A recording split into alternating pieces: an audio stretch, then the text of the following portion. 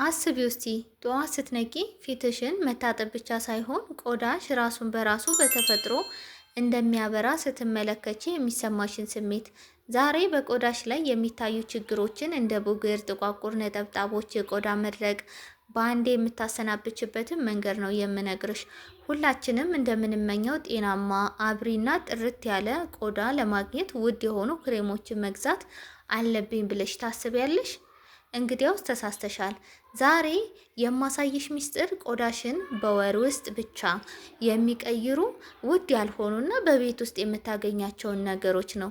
አዎ የምትፈልጊው ፊት ላይ ለመድረስ እንግዲህ ህልም አይደለም።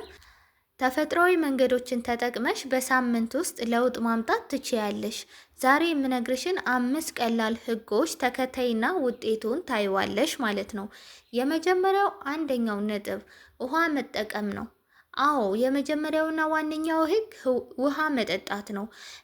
ቆዳሽ እንዲለሰልስና እንዲያበራ ከፈለሽ በውስጥ መጀመር አለብሽ። ስለዚህ በቀን ቢያንስ 8 ብርጭቆ ውሃ መጠጣት መርዛማ ነገሮች ከሰውነትሽ ለማስወገድና ቆዳሽ ደግሞ እንዲታደስ እንዲያበራ ያደርገዋል።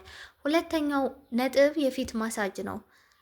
ጠዋትና ማታ ፊትሽን በለስላሳ ተስማሚ በሆነ መታጠቢያ ሳሙና መታጠብ የቆዳ ቀዳዳዎች እንዳይደፈኑ ያደርጋቸዋል።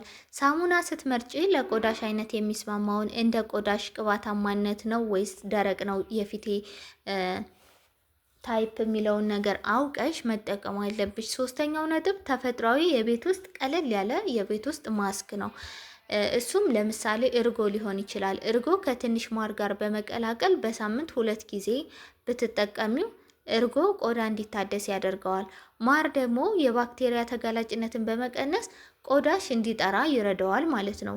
አራተኛው ነጥብ የፀሐይ መከላከያ ወይም ሰንስክሪን የምንለው ነው። ብዙዎቻችን የምንዘለው ነገር ነው ይሄ። ሰንስክሪን ግዴታ ነው። በቃ ፀሐይ ለቆዳችን ጥቋቁር ነጠብጣቦች ዋና መንስኤ ነች። ስለዚህ ውጭ ስትወጪ የፀሐይ መከላከያ መጠቀም ቆዳሽ እንዳይጎዳ እና እንዳይበላሽ እንዳይሸበሸብ ይረዳዋል ማለት ነው። አምስተኛው ነጥብ የቆዳ እረፍት ነው። በመጨረሻውና በጣም አስፈላጊው እንቅልፍ ነው። ሰውነታችን በሚያርፍ ጊዜ ነው ራሱን የሚያድሰው ስንተኛ ነው ማለት ነው። ስለዚህ በቂ እንቅልፍ ማግኘት የአይን አካባቢ ጥቁርነትን ለመቀነስ ከዛም ባለፈ ደግሞ ፊታችን ከለሩ እንዲፈካ ያደርገዋል።